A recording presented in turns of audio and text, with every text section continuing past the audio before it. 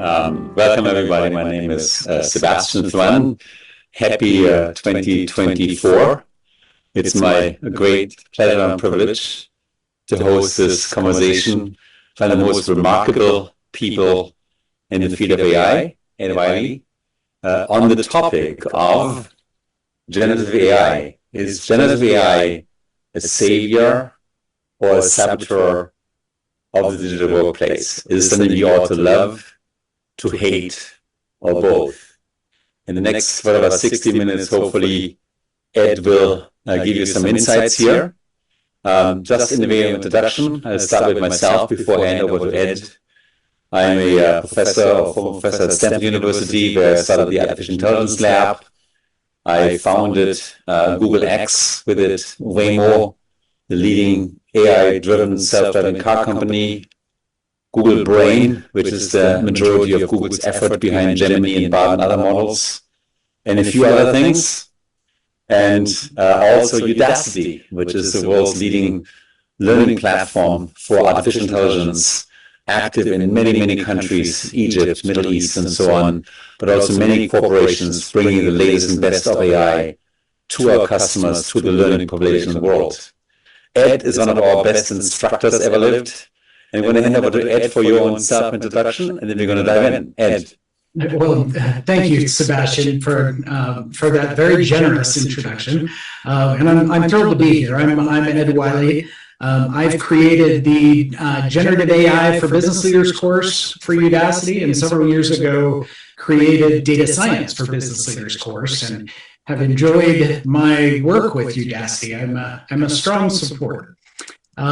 So I'm a career machine learning and business strategy expert. I actually studied with some of the pioneers of machine learning during my own PhD at Stanford, after which I did a tour at McKinsey, serving financial services primarily and institutional investment clients. I have taught at Stanford, at Santa Clara, and at the University of Colorado. At Colorado, I spent the better part of a decade chairing a doctoral program, which it was a while ago, but had it been now, we might call it data science, since we statisticians have gotten better at branding ourselves. I've held executive roles leading engineering, technology, and machine learning practices in a variety of companies. I was chief data scientist at Sears Holdings for Sears and Kmart. CTO at Opsis Health, a health tech, CTO also at Innovative Biosciences, a biotech, and CIO at Penling Software, where we helped the DEA chase down leads in opioid investigations in cartels, which was a pretty fun thing there. Good use of AI. Over the last decade, I've advised and consulted with small caps, mid caps, and some smaller large caps on engineering and machine learning strategy. And of course, those conversations have tilted lately towards generative AI and how to bring that into their businesses. And teaching at Udacity for business leaders very, very successfully. If you are a business leader, you probably know Ed much better than me at this point. Indeed. My teaching, I always thought that I was a teacher. My parents are teachers. And I left the university, but this has provided a nice way for me to get back to that. Most of my teaching has been more informal through management, but it's great to get back in the virtual classroom where you can do more than just teach to an auditorium. Yeah, and I want to dive in now because many of you listening are business leaders, and if you're not a rock under a stone asleep for the last 1,000 years, you've probably heard about AI and the craze about AI, and you've probably been asking yourself for these 14 months, what does it mean for you? So let's start with the very first question. Ed, maybe you can give us your perspective here. What is the impact of generative AI on the workforce at large? I know it's a broad question, but what comes to mind? What a great question. First of all, it's hard to overstate the impact that generative AI is having, has already had, and will have in the years to come on every aspect of society, including the workforce. In time, I really believe we will look back and see these years and the public introduction of generative AI as similarly impactful to the public introduction of the internet. So it's for the first time, AI is available in an easy to use form to the general public. So people have the opportunity to use their tools in their everyday life. And most people, if not, there are some who are ChatGPT holdouts or Bard holdouts. And it's hard to find anyone who hasn't actually wrestled with it and by and large seen pretty amazing results.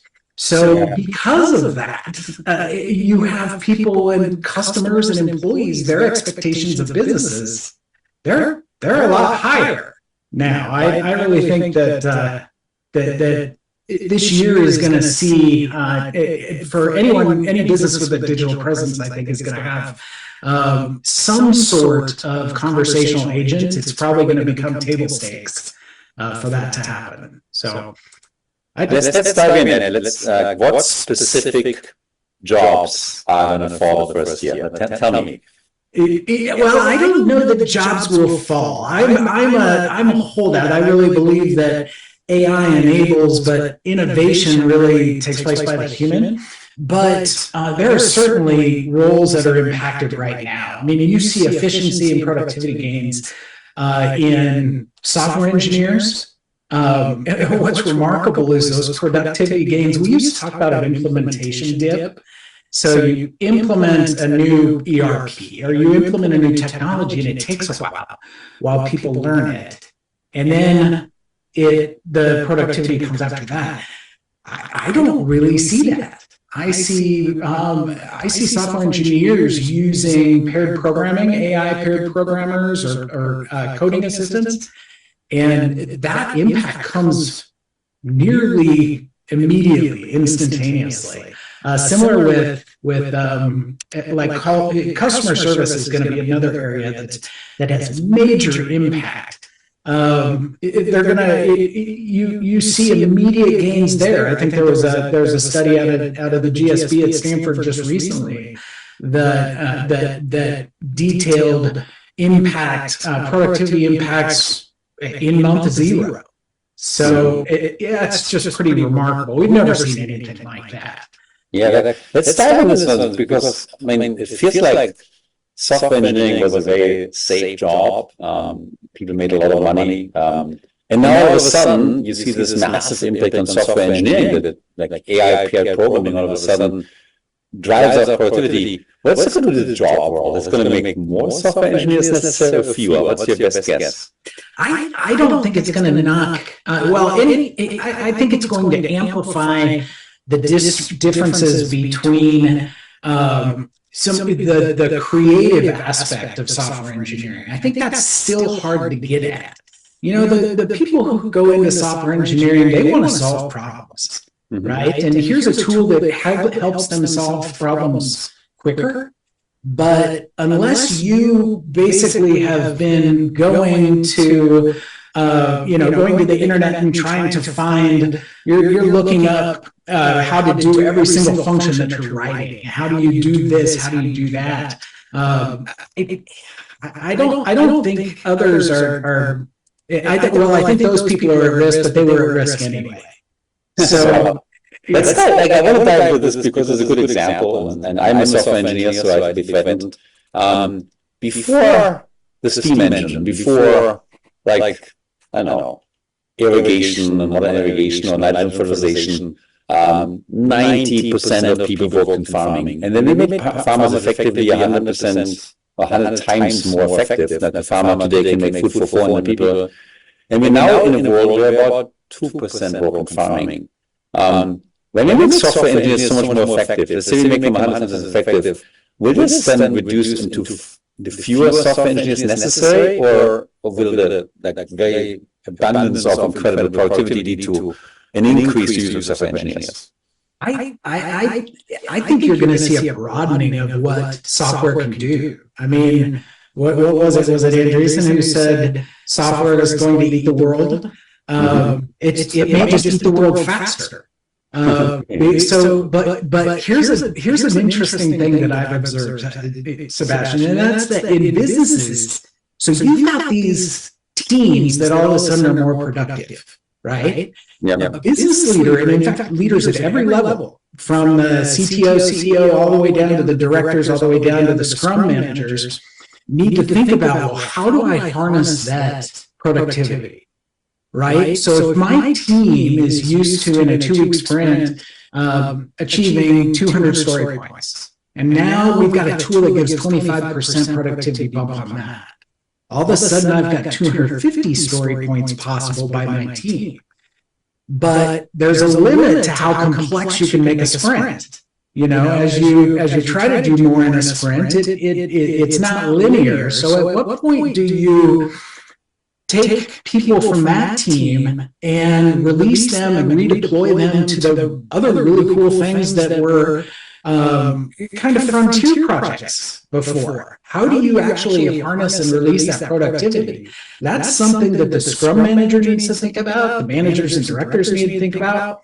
I think you're going to see a change in the overall structures of product and engineering organizations. I see. You don't want to be nailed here. Let me push me a little bit harder here. So, all right. We recently learned that GPT-4 can pass the California bar exam at 90 percentile. So if you blindly look at outcomes of the California bar exam, which is the admitting exam to become a bar lawyer in California, 40% of people fail that exam. People who just got a law degree are not good enough for the exam, but a ChatGPT system aced it.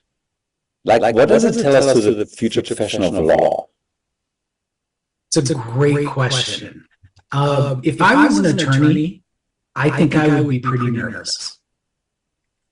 Because I really do. I don't think, there is a limit to how, what you can use this for. So we know, and in fact, the HBS, the Harvard study on BCG consultants, showed that it improved everybody's speed on solving problems, solving 2 different types of problems. Some are the research and summary and bring me the information in a form that's digestible type of problem, and there's there is no doubt, it's unequivocal that you've got everybody improving and the poorer performers improving best. But here was the interesting thing, and they were faster. But the interesting thing was that for tasks that required ingenuity, that were beyond that made you take this information and go a new direction to solve a problem within a given context, everybody completed them faster, but the quality of those rated by a human rater were lower. So I think what you're seeing there is the frontier of what those models are capable right now. And so if I'm an attorney, I'm going to generalize. I'm thinking, okay, I'm still valuable to the degree that I can take all this information and focus creatively on how I make my arguments, how I make my case. So then you're kind of wiping out a lot of associates at law firms who just don't do that, who write letters and make sure the punctuation is correct and so on. I think that's right. If all I am is, and maybe the steps to get to, to demonstrate worthiness of partnership in a firm, maybe those are different. Maybe the path is accelerated. Maybe people. Content makers, including people who do marketing in corporations, who spend a lot of time creating imagery, messages, and so on. We now witness that a computer program wins major art competitions. We can punch in words into DALL-E, into Pika, and various sites, and we get out a beautiful video that costs us exactly 1 cent to make, that previously would cost us hundreds of thousands of dollars to make. How about those people who make content for corporations? if I was a marketer and I was making, content for products, and I think I would be pretty nervous as well. Being nervous about lawyers and companies, but not software engineers. Good. Honestly, I really think that, don't get me wrong, the structure of problem solving with software is different in that, things get done at the Scrum level. Mm-hmm. In each of those, well, maybe not in marketing, but let's carry through a thought, here, and compare that to legal, where paralegals collect information for associates who collect information for a junior partner who goes to a senior partner who is actually going to use that to make the argument, right? Or something like that. I'm not an attorney. But in that case, those collection layers, those are now much more efficiently done, right? I don't think that's necessarily the case with the way that problems are solved and software is built. The modularity of software building, of software development processes might be saving. I hope you're right. And this is being recorded, so in 10 years' time, we're going to have it here, and we're going to explore that and see what actually happened. Yes, people, all the software engineers who lose jobs can come to my home and throw tomatoes at me. For not, for being Pollyanna-ish about the prospects of software. I love your optimism. Let's talk about corporations, because you advise, by your education, by your business over the last decades, by your teaching at Udacity, you advise business leaders what to do, right? You don't want to just be a deer in the headlight and say, oh my God, it's coming at us, but what can you do?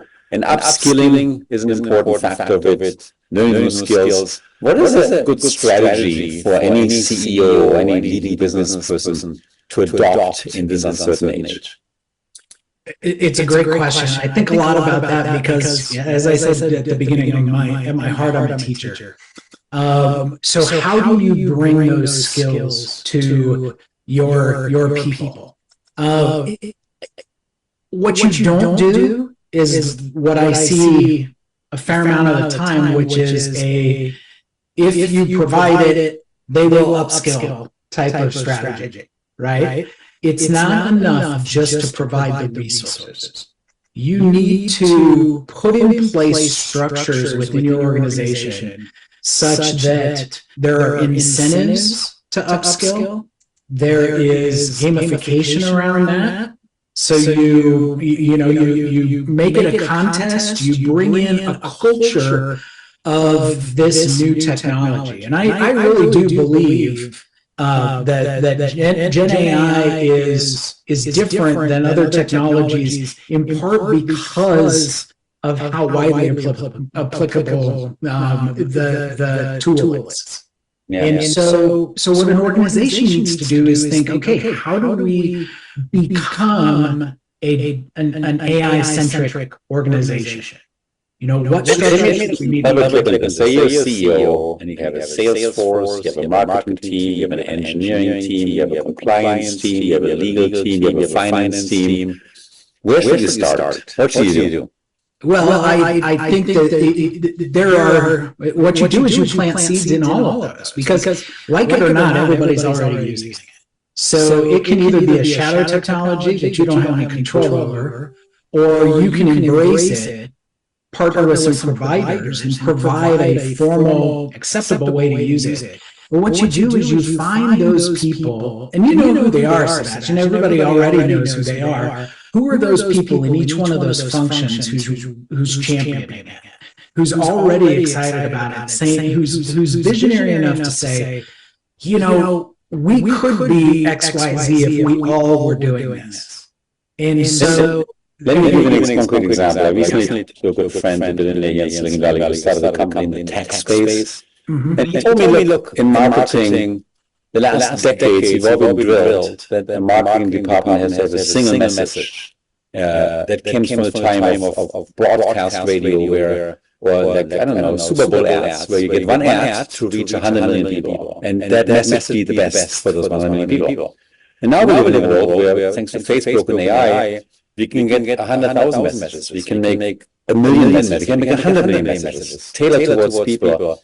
How do you get a marketing team to change this thinking from this monolithic, one-size-fits-all to the AI world, where all of a sudden you can make content that's specific to individual users and change your marketing approach radically? How do you do this? Well, I would argue that a lot of marketers are already thinking about this, right? I mean, that's what anyone who's worth their chops in marketing knows that you've got a target. And the opportunity to target to a market of one has to be just tantalizing for these people. So for people who are highly skilled, who are really, they're the champions in their marketing department, they have to lead the charge. You have to plant the seeds and give a level of autonomy to your marketers that probably isn't comfortable, given the way, the people who've been there for a decade are the ones like you and me who were trained several decades ago. And it's, we still remember the things that were drilled into us. The world is changing. And so it's going to take some, there's got to be a culture of experimentation. There's got to be a level of autonomy that is at odds with the way that a lot of marketing departments are structured today.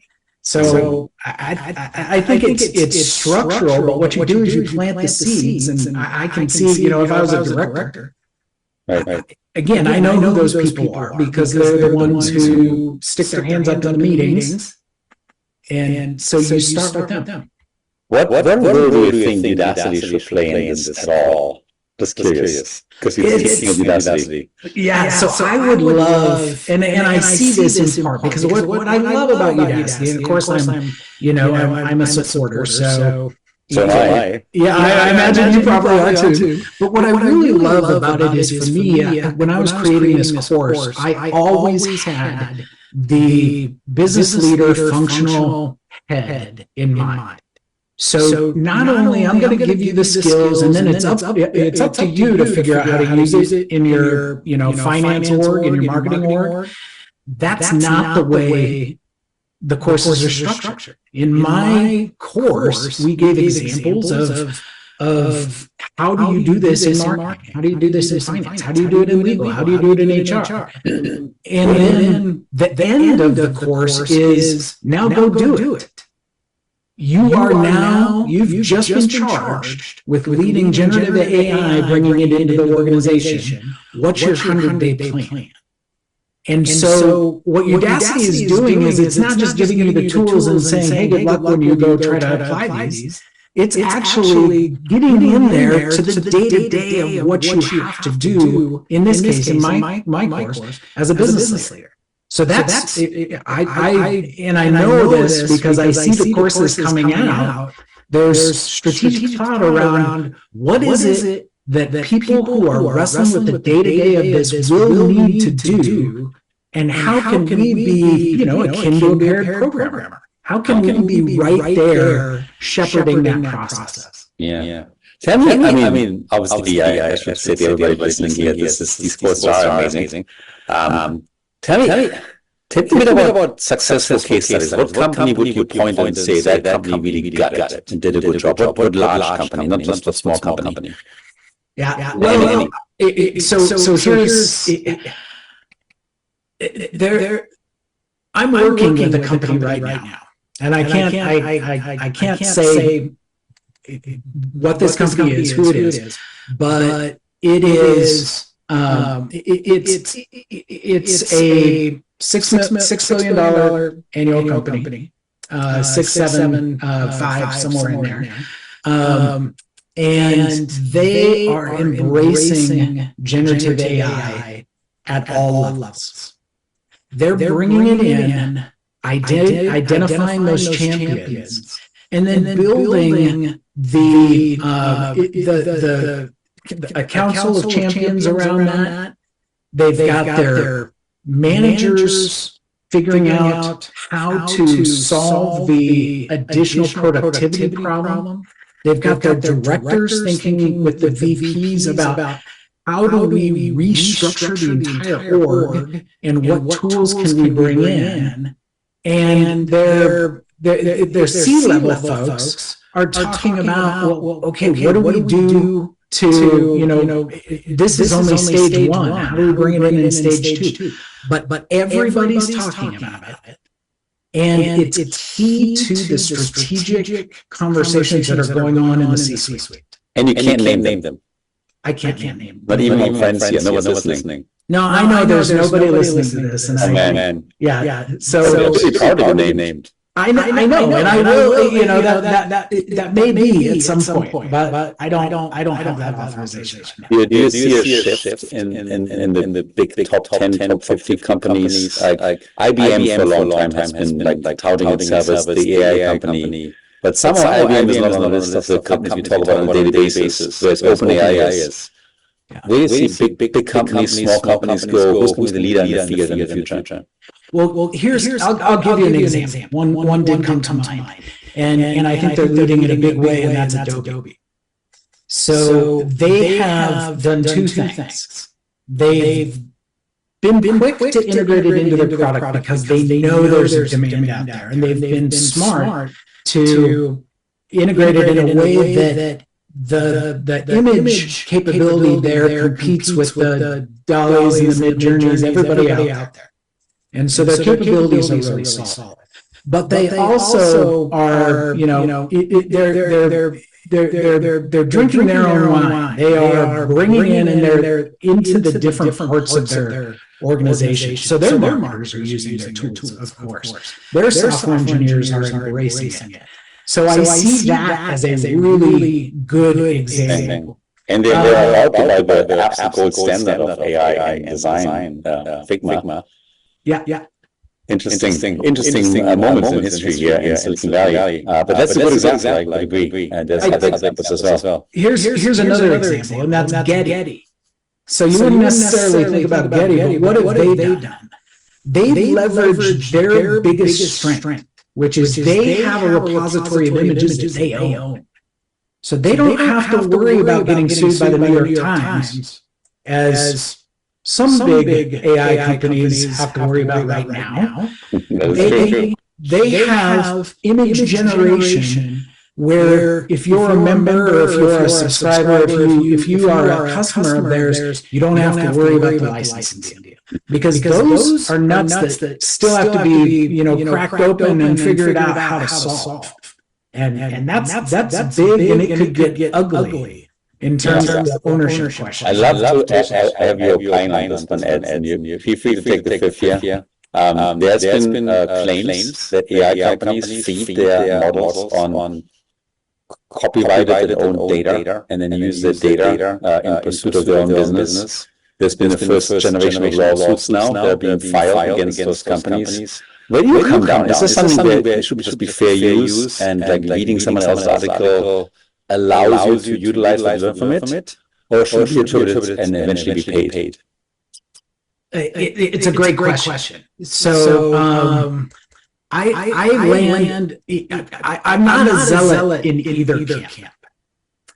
But I think to the degree that I make my living in a system where my creation is valuable, has value to people, somehow I should be rewarded for that.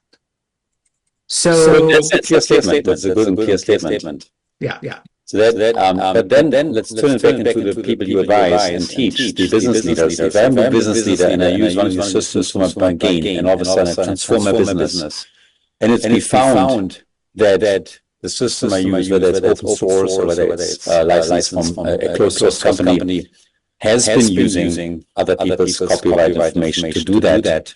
Isn't there a liability that might scare me away? I think there is some liability there. And I think I can't, right now we're in this kind of open system where it's let 1,000 flowers bloom and we'll see how it goes. But as soon as someone pays the price for doing this, there's going to be rethinking of this.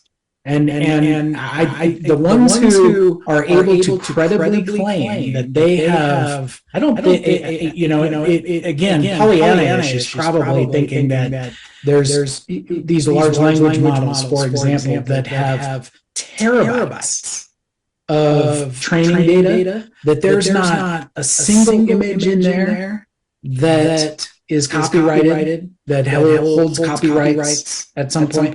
I think that's, I think we'll quickly talk about minimizing but I think that's going to scare away some of the open innovation that is happening right now. Yeah, interesting. I would love to hear your perspective on it. I will take the fifth here because I'm interviewing you, Ed. The second equivalent has been discussed a lot here. As well as the point, when I talk to business leaders, I often hear they're not quite willing to submit their data to GPT and OpenAI. I've heard companies like Apple and Samsung have disallowed the use of OpenAI tools for professional purposes so as to not leak data. But now I hear a different concern of what you say, Ed, which is if I don't leak data, I might still run a risk using copyrighted data in the business of my business unknowingly and create a liability. I think, as a business leader, what I would want to do is I have a choice of how I source a foundation model. I could go with OpenAI, I could go with others that are out there. And so one of the things that if I'm making that decision and I'm exposing potentially my company to who knows, a lot of unknown, so that means risk. If I have the potential to expose my company to liability, I'm going to be pretty seriously considering these on the basis of how they were trained. But pretty soon, I want the creativity not to figure out how we can put more compute against more parameters, but how we can exploit data that gives you a range of, what you want to be able to produce, because we know that that's how you create a training data set. How do you do that under restrictions of fair use, under copyright restrictions? So I'm looking, I sure as heck would not have my company putting sensitive data into a model unless I know how that model is going to be used. But also, I would leverage that for every single thing I'm going to do valuable and to create these productivity and creativity and efficiency gains. I wouldn't do that unless I'm darn sure that I've at least minimized the likelihood of that happening. Good. Well, Ed, I gave you a couple of hard questions here, and I'm going to make your life even harder. Okay, now I'm going to ask you to become a prophet. Okay, tell us about the future of generative AI. What's going to happen in the next 10 years? Well, great. Here we go. So I'm really excited first about multimodal models. So just this week, I read a paper about about a spatially trained large language model. So it's trained not only on the relationships between all the words there, tokenizing that. It's trained on where things are at on the page. And so you've got things like that. That hadn't really, it hadn't occurred to me that would be an aspect that could be incorporated into, or even would be incorporated into multimodal model. Mm-hmm. So that's tremendous, right? There's creativity out there that's going to lead to things like that we haven't anticipated. Tell us some things that are not quite on the radar screen quite yet. Like what's going to happen in society? What's going to happen in business that will surprise people, in your opinion? I think you're going to see shifts in the way knowledge workers are deployed.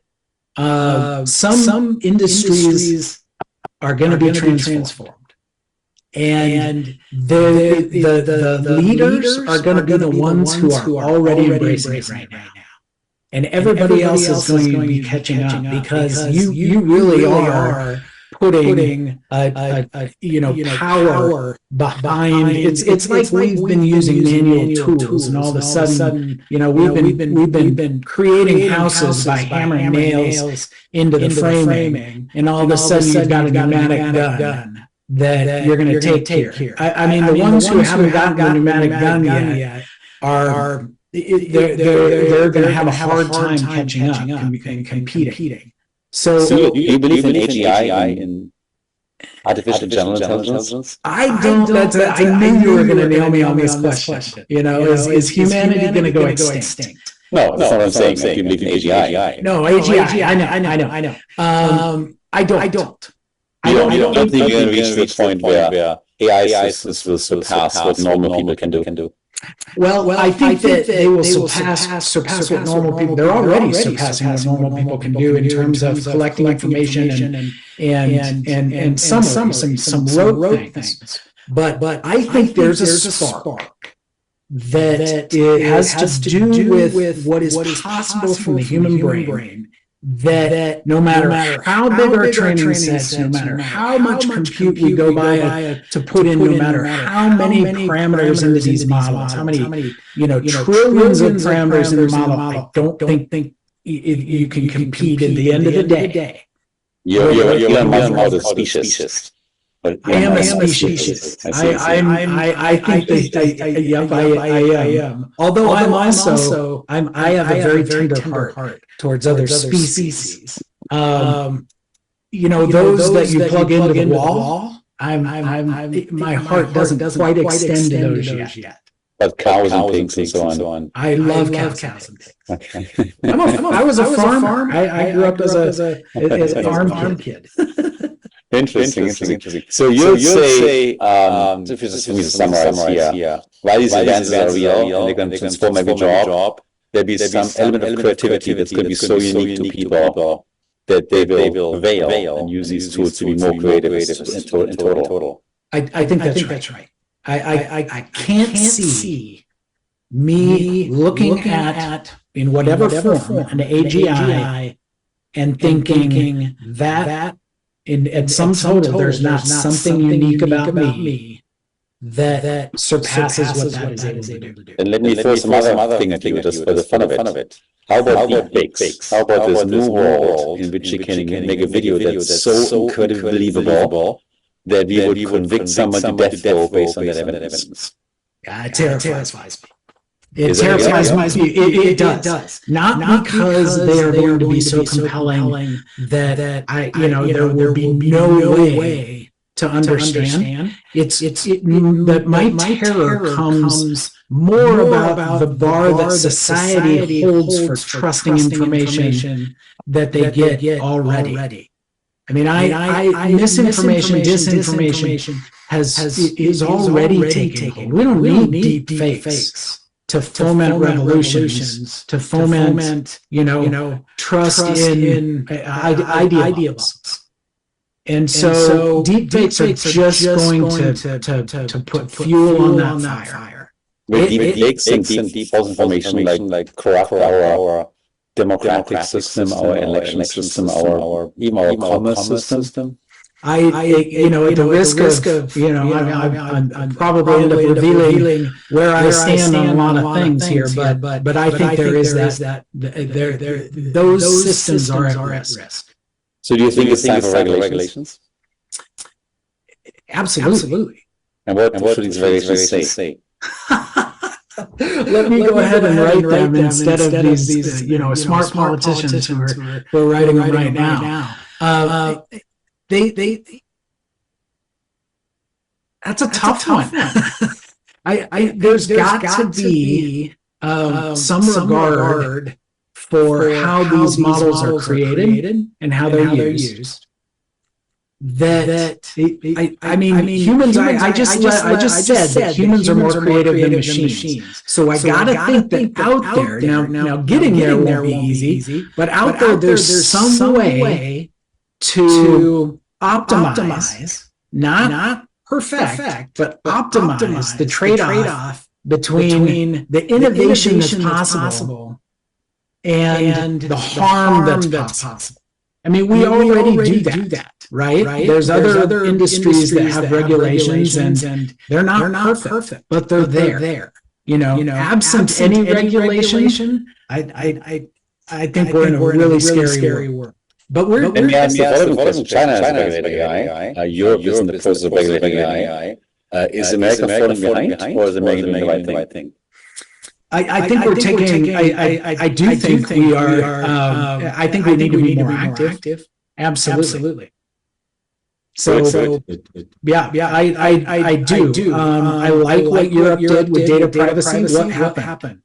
American states did it. You know, started to pass their own because our federal government didn't take it on, and our federal government is taking it on, and it's it hasn't been brought to fruition. It's died. So that's I led you down a rabbit hole, and I apologize for this. I just wanted to tease you out a little bit, but I know that you're fundamentally an optimist, and I love your optimism about AI. Yeah. And the message I hear, say more than anything else for business leaders, is be optimistic, be constructive, be proactive, and be visionary. Otherwise, the tsunami is going to sweep you over. On a final note here, because we're running out of time, tell me what else should we talk about? What have we not covered? I don't think there's enough attention to, and it's going back to what we talked about. But I think if I'm a business leader right now, I need to be thinking about how do I bring this in not as a targeted tool, but more as a comprehensive overhaul. And you said it. You got to be visionary. What it's going to take, Sebastian, is it's going to take courage. More than ever, you have to have conviction that you can orient your strategy in a way that might not surround and integrate this 100%, but integrates it in some ways. Because the people out there who you're serving at the end of the day and in your business, they're going to expect it. And you better believe that your competitors think the same thing. Good. What are the next steps after listening to this? I know we have a QA coming up, but apart from this, what's your advice to businesses that's concrete? What should they do before Friday night? I don't take you to class, of course. First sign up for Gen AI for business leaders. Absolutely. Before Friday night, you should be reading. You should be looking for other examples, because where this is here's I'm glad you brought that, because there is something that needs to be paid more attention to, and that's if I'm a business leader, I need to start collecting use cases. Because me saying, if you point to this guy who on this webinar said it's going to change the world, ergo we should change everything in our business. That's not going to take hold. But if you hold out 5 amazing use cases that already are blowing people's minds in different functional areas, that's going to get people salivating. That's going to get people really excited about, oh my goodness, we got to get this in our marketing department. And then our marketing department can X, Y, Z. But so I would be collecting those use cases. Look, I follow LinkedIn. I follow a number of people on LinkedIn. There's a lot of discussion there. Read the papers, but find those use cases. And if you're looking for them, text me. I'm not going to give out my phone number. You can find me on LinkedIn. Good. Absolutely on LinkedIn. I want to thank you for all your insights. I want to just one more time announce we have a Udacity has a generative AI knowledge degree coming up. We have these wonderful business leader knowledge degrees. And we also have technical education for the people in the trenches, on the engineering level, on the marketing level, on various levels, to people to engage. I actually personally believe that knowledge and training is a big part of it. There's no way you can go through this without knowledge and training. But that's my personal bias, and that's how we study Udacity. Ed, I want to thank you. Thank you for being available here. For all your insights. I want to take your class now. Any final words for everybody here? This was really fun. But this is exactly the sort of thing that people need to be thinking about. They need to be thinking about it in a lot of different levels. But you nailed it when you said that I'm an optimist. And as an optimist, I can't help but think when I look at a business or talk with someone, I get so excited about, and it's all at that use case level. So in 10 years, when we get back together and talk about all the ways that I was wrong, we'll keep that in mind, and we'll see how excited. I believe we'll still be excited. And just to explain to everybody here, it's always been the optimist to change the world and never been the pessimist. Being a pessimist right now is really bad times for you. If you're a pessimist right now, I hope you're retired and can land the beach and be pessimistic over your drink. But if you're really in the workforce, you're probably not going to do well. Amen.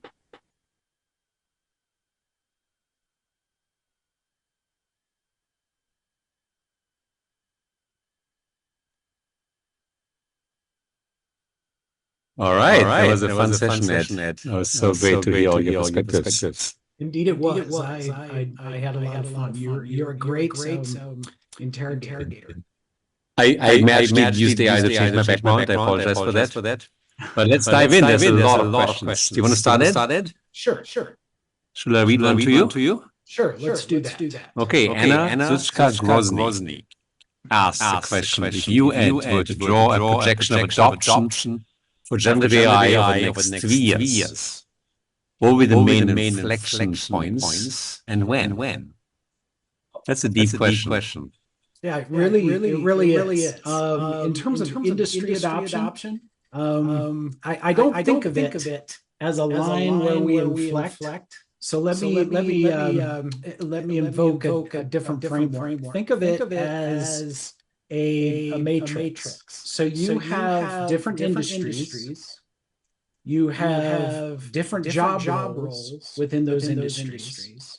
And you have different benefits of generative AI. It can increase efficiency, it can increase creativity, it can enhance personalized learning, it can improve productivity.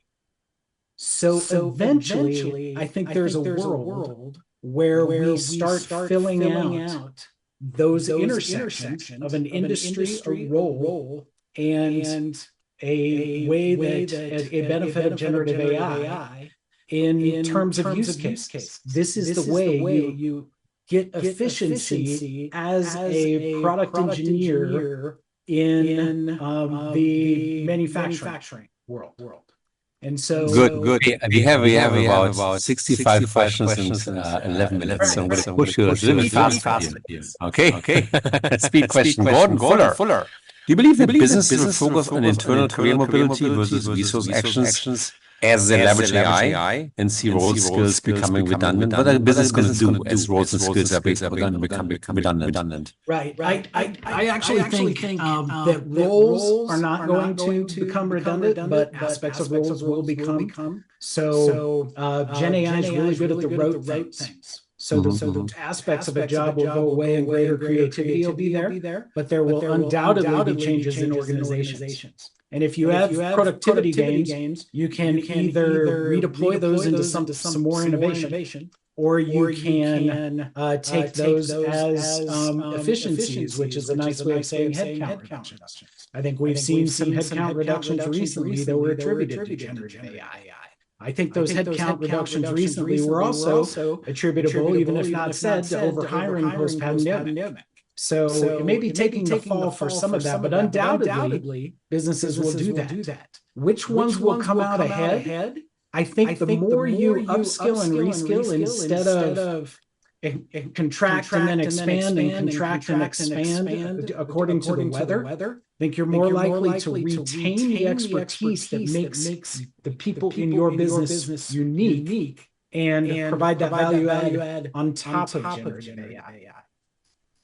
Mary Ray asks, how can we constrain the decision making from going off the rails, denying health treatments, identifying the wrong people, and policies when this new technology is deployed? How do we keep humans relevant? That's a great question. Right now we are still, right? You and I are, I hope.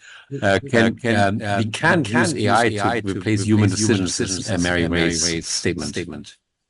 Yeah, I think I agree at this point, absolutely, but I agree for quite some time. If I'm a business that can incur liability because of decisions that are being made at the end of some process, I'm darn sure I'm going to have a human in that loop. Yeah. I want to toss in a bit of my perspective. Sure. Every society is organized around this technology. When we were an agrarian society, we're mostly in farming and would go to the market and sell our products. Now we are an office society where we have a lot of processes relating to communication, and those elements of communication will inevitably be massively affected. What makes me optimist myself is that I actually believe we can find new jobs, much more interesting jobs than before. So my standing jokes with my friends at Google is, what if you could build Google in a day? How many more companies could you build and create and test and ideas you could test in your lifetime if that's possible? So I don't see it as a taking away. I see it as a freeing up. Like if I look at most jobs are actually pretty bad. Most of us sit in office and just communicate and meet. Maybe we don't have to meet anymore. I think it'll also give you an opportunity to change the way something is done. So within a Scrum team, change the way that you do it so that people who are early career, who benefit more from generative AI coding assistance, they focus more on coding. People who are later in their career, more experienced, they focus more on review. And so you get a chance to individually lead with your strengths within your job role. Adnan Lakhani asks a very simple question. I want to ask you, Ed, what kind of problems will remain unsolvable for AI? I hope all problems are eventually solved, whether they be AI or not. We have a lot of intractable problems with in the world with regard to different perspectives. Will those perspectives change? We have conflicts going on. Will long-held, centuries-held perspectives change? I would like to see some resolution, but I don't know that AI is going to do any better than the poor job that has been done thus far. Yeah. I would personally argue that the sheer creativity of people will always prevail over computer systems. And the reason why I say this is, with all my enthusiasm for AI, it's really a method to find patterns in large amounts of data, like all human language. And as a result, it repeats what people have done before, but doesn't invent what people do. I know that there's a lot of debate about art and creativity right now, and maybe art is more competitive than we give credence to. But being truly creative, like Einstein level creative, or even Larry Page level creative, I think it's going to be human in the foreseeable future. It's my personal perspective. I'm actually an optimist for most people, to be honest. I think people will be better off as a result. Marielle Hayek asks, what strategies should organizations adopt to reskill their workforce and balance between preserving human-centric, leveraging AI without over-reliance on AI? So you're asking, of course, but more. Certainly there, of course, but it has to go beyond that. You can't just lay in resources. You have to both share how you take advantage of those resources, and you have to put in you have to develop norms within the organization such that people go after those. So provide incentives, provide gamification opportunities. Actually make it a corporate priority where the corporation gets excited about doing that. Because reskilling, upskilling is, I really believe that is going to be a strategic advantage against bringing people in from outside. There are benefits to freshening up the idea pool, but there is a certain amount of knowledge that can't be captured by large language models that stays within an organization that with experience improves things. Following up on this, Tom Triumph, one of our guests, has a provocative question for you, Ed, which is you mentioned that AI will never attain superior intelligence to humans. His question is in regards to why do we believe this to be the case? Is there something unique about biological calculations? What properties will limit the AI from attaining superior intelligence? I would love to hear your answer. Yeah, well, I knowing about how AI works, the fact that large language models are basically probabilistic machines that are predicting the next token, the next word. They perform magnificently. But at the end of the day, that's what's going on under the hood. And so if for no other reason, if the calculation capability ends up being one for one, somehow OpenAI runs a model with as many parameters as are parameters in the human brain, we still have the capacity to take in a broader scope of information that is currently available in training sets. So I still believe that there's an edge there. Yeah, it's kind of an open question. When I talk to my friends at OpenAI, they really believe that AGI is feasible within a few years. And AGI really means that we do everything we do on people level. And I think actually if you could capture human intelligence at a certain point in time and replicate it in machines, I would actually welcome this because it would free me from a lot of stuff that I want to do myself, like I don't know, scheduling my travel, dentist appointment, or writing a draft, doing research on something. Be great if a machine could do this for me. We're almost out of time. There's one interesting question by Gregory Tarder. This says Tencent, the Chinese company, is requiring the US analysts to train their AI daily. Okay. It's news to me. What I worry about is the balance of power between these large corporations and individuals. Do you see a future where AIs are largely in the hands of corporations? Or is there a future where individuals have their own AIs that they essentially lease to companies? That's a great question. So is it likely that we'll see an AI marketplace where you have individuals leasing their creations? The creations created by that have to be good enough to be compelling to command attention, to command a corporation's resources. And so do I believe that that's possible? Absolutely. I mean, if we've shown anything, it's that the corporation, that structure of corporate dominant business over many years has been enabled, has passed, and now we've got an environment that is enabled by individuals, by startups, by small entities that catch people's attention. So I think it is possible. Yeah. A while back I wrote an essay, AI is a new book. And I liked AI a few years ago to the invention of the printing press, which was able to extract information from experts. And then you would write books that other people read and benefit from this expertise. But much more seamless now. I think that's going to continue. That we're going to extract information from experts and be able to give it to more people and make people more powerful. Whether it's small people or big entities, I personally don't care that much, to be honest. I just care that it gets done, because I feel like if we could all be more powerful in decision-making or skill set, we all be better off. That's my personal opinion. I'm saying this looking at the clock. It's now 12 o'clock here in California. It's probably 3 o'clock in the East Coast. It's early evening in Germany. I think we're out of time. So do you want to say one last thing, and then we close?